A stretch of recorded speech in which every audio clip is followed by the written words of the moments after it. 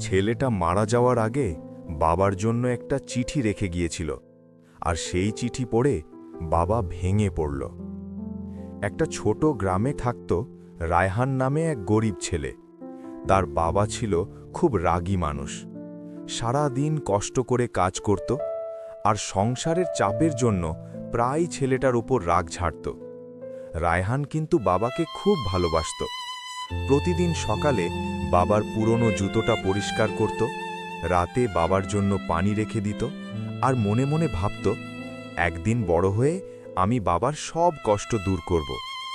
কিন্তু দারিদ্র্য কখনো কখনো স্বপ্নকেও হার মানিয়ে দেয়। একদিন রায়হান খুব অসুস্থ হয়ে পড়ে। তার জ্বর বাড়তেই থাকে, কিন্তু টাকার অভাবে তাকে ভালো হাসপাতালে নেওয়া যায় না। বাবা তখনও ভেবেছিল কিছু হবে না, ছেলে ঠিক হয়ে যাবে। কিন্তু সেদিন রাতেই রায়হানের অবস্থা খারাপ হয়ে যায়। সে কাঁপা হাতে একটা কাগজে কিছু লিখে বালিশের নিচে রেখে দেয়। পরদিন সকালে রায়হান আর চোখ খুলল না। ছেলেকে বুকে জড়িয়ে বাবা প্রথমবারের মতো শিশুর মতো কাঁদতে লাগল। হঠাৎ মা বালিশের নিচে একটা ভাঁজ করা কাগজ পেল। চিঠিতে লেখা ছিল, আব্বু, তুমি আমাকে কখনো আদর করে বলতে পারোনি যে তুমি আমাকে ভালোবাসো। তবুও আমি জানি তুমি আমাকে অনেক ভালোবাসো। আমি যদি বড় হতে পারতাম, তোমার জন্য একটা নতুন ঘর বানাতাম। তোমার ছেঁড়া জুতো বদলে নতুন জুতো কিনে দিতাম। আব্বু, তুমি কাঁদো না।